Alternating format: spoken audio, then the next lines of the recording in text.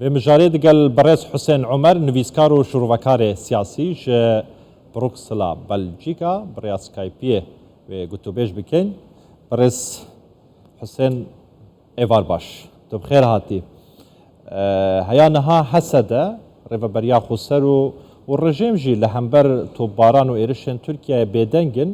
يعني نكارن كارين نوانين برسوا تركيا بدن يعني تركيا بدن سكناندن سربان ايرشانه كواتا چارەسەر چییە دەبێت چی بەیەکردن ji بۆ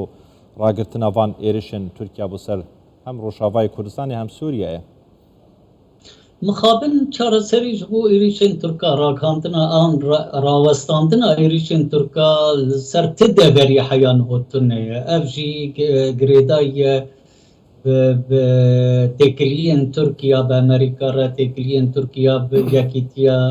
Ewropa re piştgirîtiya Rûsya ji Tirkiya re va mesela de dihêlê cihê jeopolîtîk yê Tirkiyê dihêlê vê rolê hinkî vê rengê hinê bilêvse lê ez bawer dikim hêtî Hesedê jî rejîma Sûrî jî bersivan didin yani hû bersiv dan berî çend roja bersiv dijwar dan dewleta Türk erê ne birengî û wek dewleta Türk dikê karin bikin lê belê dîsa jî topbaranê xwe dikin eskerên wan hatin kuştin berî çend roja dîsal aliyê Efrînê şehba eskerê wan hatin kuştin yani dîsa jî bersivin her çi qasîbê hinek bersiv heye lê bi rastî jî zêdeyî vê wê nekar pê bike Hesed bi taybet ji ber Emerîkiyê xwe dibînin dostê yan jî şerîkê Hesedê heyan hû tê rengê nêrînên zelalê hatine xuyakirin her çi qasî jî car carna bêjin em li hember êrîşanin lê belê êrîş tên kirin yemek nêrîna min de sertin bêjim dewleta Türk ti cara êrîş ser Rojavayê Kurdistanê neseknandine rengê êrîşa piştî cuda ye vê carê ji ber Putin pêşiya êrîşekî dejikî yani bi erdê ve dagirkeriyê bike dewleta Türk vê carê Putin rênadî belê باشە lê تو جاری تورکیا ێرشên xwe li ser Rojavayê Kurdistanê nedana seknandin û naseknînî jî başa di nihada Kurdan li Rojavayê Kurdistanê çi kartek çi fişarek di destan da daye ku bikarbe li ser astê nêvdewletî bikar bîne ji bo bergiriyê li xwe bike yani mixabin ev jî tiştkî Kurd ne tenê li Rojavayê Kurdistanê Kurd li her çar parçeyê Kurdistanê bêxwedî ne ev tiştekî rastî ye yani medîd jî li Kurdistanê jî Kurdistana azad wextê meselê êrîşa ser Kerkûkê û şingalê û deverên dî hat kirin dîsa dostê Kurda bêdeng man yek jî Emerîkî di herêmê de guhdarî Heşd-i Şe'bî û Cêşê Iraqê kirin ku nîvê Kurdistanê dîsa dagir kirin û kirin destê xwe de em gerek nebûyî rengîn mesela bikirin em binêrin û Kurd ev qizincên heyan hû kirîn wê bi çi rengî karibin va qizinca hinek ji wana heta neteva jî biparêzin em dizanin ku Kurd evazarê salan e bindestekî dijwar ciyan dikin bêdostin kesên ku bi Kurdara jî didin dostînin berjewendiyên demikî bi Kurdara pêk dînin lê wextê dibe bi rastî dema rastiyê bi rejîma ve dikin yani wê bi rejîma Iraqê bikirin Kurdistanê nagirin wê bi rejîma başa kar Hüseyin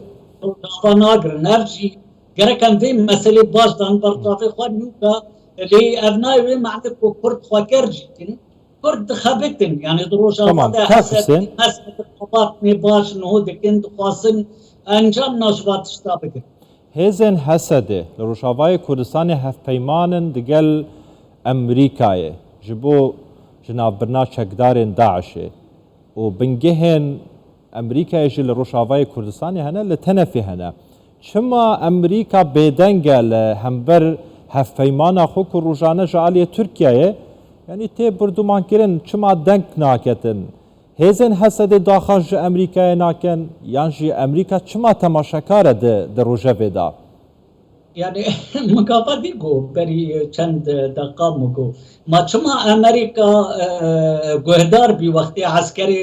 عراقی و حشد شعبی کتن کرکوکی و شنگالی و هریم نیوی هریم کردستانی کرن دستی خود امریکی بوی رنگ امریکی هر تن بريجي مرة ساكنين أمريكي بخردار ساكنين هاجر جار جاناجي هف حيوانينا بزعيد فرجت يانجي ملتني بيشارة بن بارجي تشيتين أو جبو دمك يعني جبو هر دمك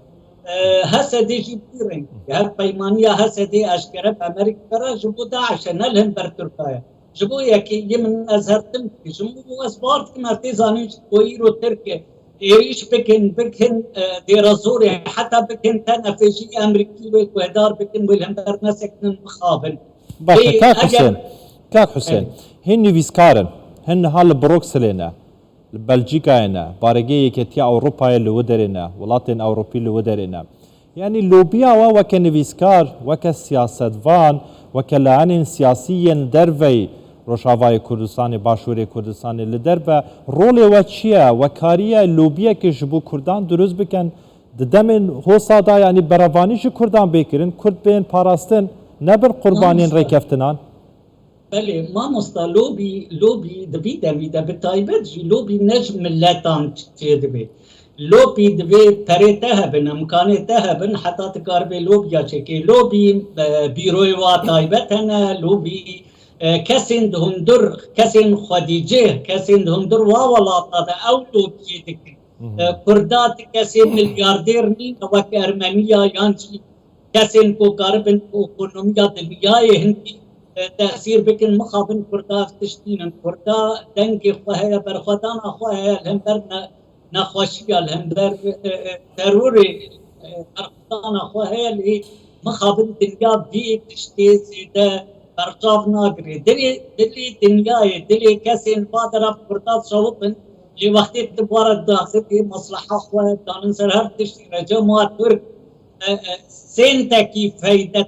فرطات بدواوي تركار سكتو ترك جلك مصالح أوروبية إقونومي سياسي هر آلي ده برجواندي وام تركار هنا نب فرطانا بخاب رئيس حسين عمر نفيسكارو شروفكاري السياسي بروكسلا بلجيكا ترجمة ويقال لك سباس سباس